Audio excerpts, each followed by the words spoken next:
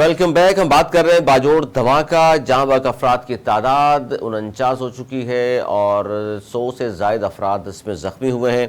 पाकिस्तान में शिद्दत पसंदी की जो ताज़ा लहर है, इसी पर हम गुफ्तगू कर रहे हैं।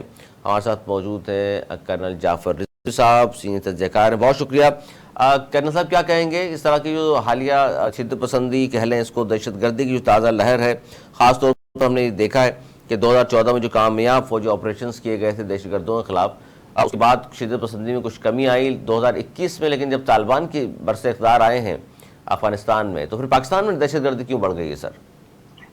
अस्सलाम वालेकुम। ये इसके ऊपर थोड़ा सा डिबेट कुछ लंबी है और कुछ इस तरह के हालात हैं कि हम इतने ओपनली इसको डिस्कस नहीं कर सकते, लेकिन मैं आपको दो चार चीजें छोटी छोटी बता देता हूँ कि ये एक चीज तो मैं थोड़ा सा एक एडिशनल बात कर रहा हूँ इससे जरा हटके जी, कि अभी मुहर्रम गुजरा है।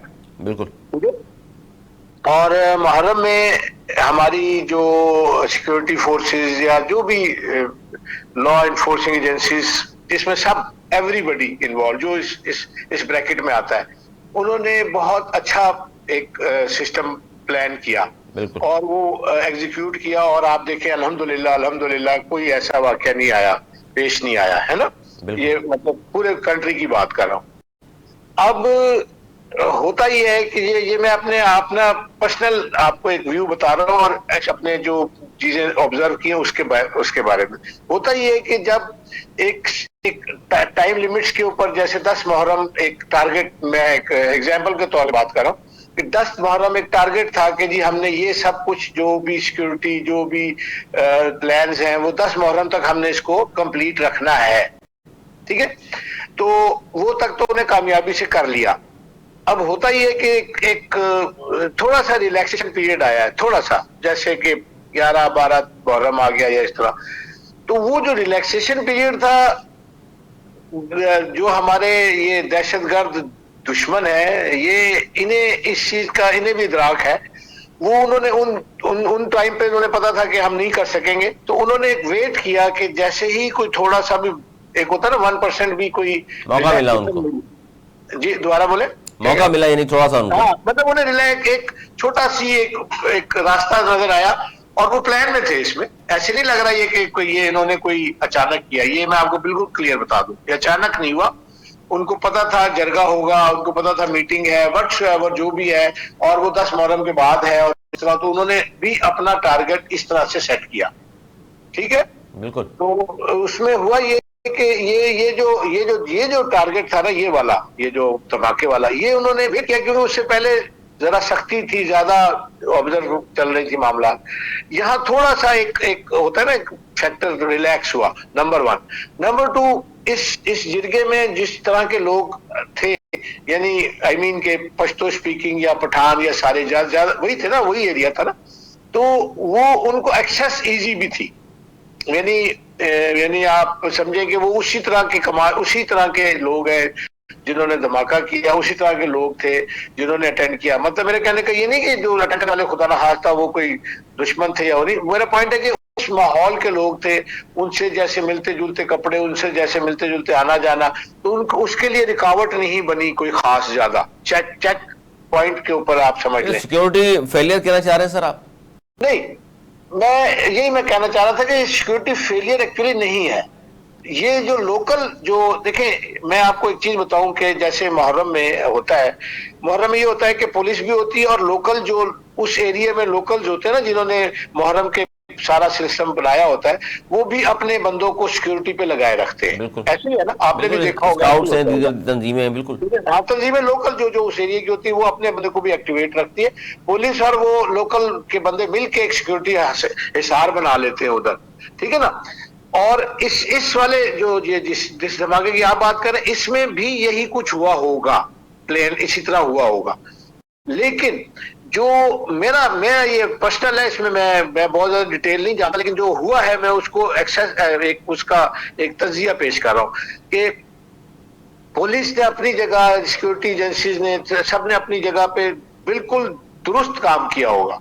लेकिन जो लोकल है ना लोग, उनकी तरफ से कोई रिलैक्सेशन लग रही है, जो वहां का माहौल मैंने देखा क्लिप्स में, मैं इसलिए ये बात कह रहा हूँ। अच्छा, ये साबिक जो कबायली इजला हैं उसमें अस्करियत पसंदों की हिम्मत थोड़ी सी बड़ी हुई नजर आ रही है। बड़ी है, बिल्कुल बड़ी है, ये मैं आपसे एग्री करता हूँ, बड़ी है। उसकी वजह ये है कि उन्हें थोड़ा सा एक एज मिला है हमारे सियासी हालात की वजह से। ये मैं आपको बिल्कुल आई एडमिट दैट कि उन्हें एज मिल गया। वो थोड़ी सी जैसे होता है ना कि एक बंदे को मौका मिला, उसने अपना मुंह घुसा दिया, दूसरे ने टांग घुसा दी और फिर हम एक टेंट में घुस गए और कब्जा कर लिया। इस तरह करके आहिस्ता आहिस्ता उन्हें हमारे सियासी हालात की वजह से थोड़ा सा मौका मिला है, डेफिनेटली मिला है। अच्छा, सियासी हालात से जोड़ लें आप भी इसको, और समझते हैं कि फिर इसका मतलब ये हुआ कि ये फिर इलेक्शन के हवाले से भी कहीं ना कहीं लिंकअप है ये चीजें। देखिए, इलेक्शन का तो अभी थोड़ा सा टाइम है, अभी हम उसको फौरी तौर पे कुछ कह नहीं सकते कितना टाइम है, लेकिन है बहरहाल कुछ ना कुछ टाइम है। मिनिमम 2 से 3 महीने तो वैसे ही हैं, और फिर उसके अलावा भी जो हालात बनेंगे आपको पता ही है, फिर जोड़ तोड़ होता है, पार्टियां एक दूसरे से सीट एडजस्टमेंट फला जैसे होना होता है, आपको पता ही है, सारा होता रहता है, हर दफा ही होता है।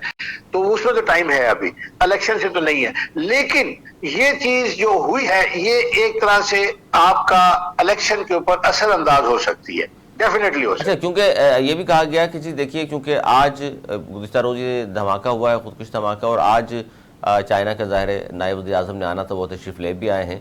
उनसे पहले ये शायद ये दुश्मनी चाहता था दुनिया भर को ये पैगाम दे कि पाकिस्तान महफूज मुल्क नहीं है और सरमायाकार यहाँ जो आना भी चाह रहे हैं, तो इस तरह की बातों के बाद वो थोड़ा सा सोचने पर मजबूर हो जाएंगे। देखें, ये तो मैं ये आपने बात की ना कि एक मैसेज देना चाहते थे दहशतगर्दी का या अनस्टेबिलिटी का, ये तो आप देखें हमेशा हमारे मुल्क के ऊपर इस तरह की मुसीबतें मुश्किलें आई हैं और रहती हैं, बल्कि आई क्या रहती हैं हमारे ऊपर। और जो एजेंसीज हैं, हमारे मुल्क दुश्मन से लोग हैं, मुल्क एजेंसीज हैं, वो ये काम के लिए हर वक्त उन्हें तो एक मौका चाहिए होता है। अगर उन्हें आप जरा सा भी ढील दे दे तो सारा दिन यही सारा साल यही करते रहेंगे। लेकिन इसको हम एक पॉइंट से कह सकते हैं कि वो जैसे मैंने पहले बताया ना कि थोड़ा सा एक रिलैक्सेशन माहौल मिला, उन्होंने ये एक्शन कर दिया, और वो उन्हें वेट भी कर रहे होंगे कि ये जरगा हो, हम जाके इसमें धमाका करें और सारा कुछ। दूसरी बात ये कि चाइना के साथ हम इसे रिलेट कर सकते हैं, बहरहाल किसी हद तक कर सकते हैं कि वो, लेकिन मेरा ख्याल है कि जिस एरिया में हुआ है, बाजोड़ वाला एरिया, वो इतना कोई सी पैक के साथ उसका कोई इतना लिंक बनता नहीं है। अच्छा, ये इस पर सर आपने मैं चाहूँगा दोबारा इस पर बात करूँ आपसे। 2021 में जो अफगानिस्तान में तालिबान इक़्तिदार में वापसी हुई है, और उनके उसके बाद उन्होंने कहा था कि हमारी सरजमीन जो है पाकिस्तान के खिलाफ इस्तेमाल नहीं होगी, लेकिन उसके बावजूद भी हम देख रहे हैं कि वहीं से आ रहे हैं लोग भी, फंडिंग रॉ के ज़रिए कह लें, दीगर जो दुश्मन ममालिक हैं फंडिंग भी इनको कर रहे हैं, पाल पोस्ट भी रहे हैं, और ये सिलसिला जारी है। ये रुक क्यों नहीं रहा? अच्छा, ये देखिए, मैं आपको एक और बात भी इसमें थोड़े सा और एक ऐड करूं, आपकी इसी बात को ऐड कर रहा हूं मैं। देखिए, रुकने की जहां तक बात है ना, कि आप किसी भी इस तरह की जो दहशतगर्दी होती है उसको आप 100% रोकना बहुत ही एक अपहिल टास्क है। वो एक ऐसी टास्क है कि जिसके लिए आपको हर वक्त हर मौके पे, हर लम्हे, हर सेकंड तैयार रहना होता है। कहीं ना कहीं रिलैक्सेशन होती है, उसको वो मौका उठा लेते हैं, जैसे मैंने आपको पहले बताया। दूसरा, आपने अफगानिस्तान की बात की, तालिबान की बात की, आपको पता है वहां कितने फैक्शंस हैं, कितने ग्रुप्स हैं, उनका भी इंटरेस्ट चेंज होता रहता है। जहां से उनको कोई सपोर्ट मिलती है, जहां से उनको फंडिंग मिलती है, वो उस तरफ टिल्ट कर जाते हैं। उनके हालात भी ऐसे ही हैं। फिर रॉ का वहां पे अभी भी जैसे दरमियान में असर खत्म हुआ था, जब वो एक पॉइंट आया था जब अमेरिकन भी चले गए और सारा, लेकिन इन्होंने दोबारा अपने आप को वहां स्टैब्लिश करने की कोशिश कर रहे हैं, किया भी है किसी हद तक। रॉ की बात कर रहा हूँ, या मुसाद की, या इस तरह की एजेंसीज की बात कर रहा हूँ। तीसरी बात यह है इसमें कि जो यानी ये फैक्टर्स जिसमें कि हम तालिबान को कहते हैं, जिन्होंने कहा कि हम नहीं करेंगे, वो इनफैक्ट उनका एक जो गवर्नमेंट लेवल पे लोग हैं उनका तो बयानिया है ये, और मेरा ख्याल है वो किसी हद तक कायम भी है इस पे। लेकिन आपको पता है नीचे लेवल पे बहुत और कितने ग्रुप्स हैं, वो किसी ना किसी तरह से आ जाते हैं। और आप कभी भी, मैंने आपको बताया ना, 100% रोकना इतना को आसान नहीं है, आप बहुत ज्यादा उसके लिए एफर्ट चाहिए। तो आप सर इस पे, कर्नल साहब, इस पे क्या कहेंगे कि आप ये कहना चाह रहे हैं कि ये जो भी दहशतगर्द हैं जो अफगानिस्तान के ज़ाहिर है वहाँ से आते हैं, पाकिस्तान में हमलावर होते हैं, दहशतगर्दी करते हैं, तो अफगान तालिबान हुकूमत का इनसे कोई लेना देना नहीं है, उनका ज़ेर असर भी नहीं है। हुकूमत का मैं किसी हद तक कह सकता हूँ शायद लेना देना ना हो, शायद ना हो, लेकिन मैं आपको एक चीज बताऊं कि जो हमारे मुल्क में अफगानी रह रहे हैं ना, जो हमारे मुल्क में अफगानी रह रहे हैं, जो इतने अरसे से रह रहे हैं, जिन्होंने अपनी नस्लें या उनकी बन गई शादियां कर ली, मेहमान नवाजियां कर रहे हैं हम, वो देखिए मैं आपको एक चीज बताऊं, उनमें से मैं सबको तो नहीं कह सकता, लेकिन 60-70% की हमदर्दियां अभी भी, जब भी कोई ऐसी बात होती है अफगानिस्तान के साथ होती है, जो आपने मुख्तलिफ मौकों पे देखा होगा, क्रिकेट मैच में देखा होगा, दुबई में भी हुआ सारा, ठीक है।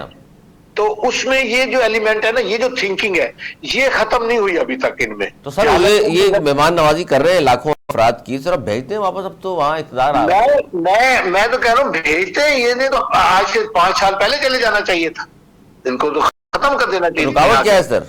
रुकावट की सियासी रुकावट है, जिसका भी देख ले, वो आपको याद है ये जब ये बाढ़ बनाने की बात हो रही थी, तो कितना ही मुखालफत हुई है, पता नहीं 2-3 साल 4 साल तक तो काम ही नहीं शुरू कर सका था पाकिस्तान की आर्मी, तो काम ही नहीं शुरू कर सकी थी, इतनी मुखालफत होती रही है इसकी।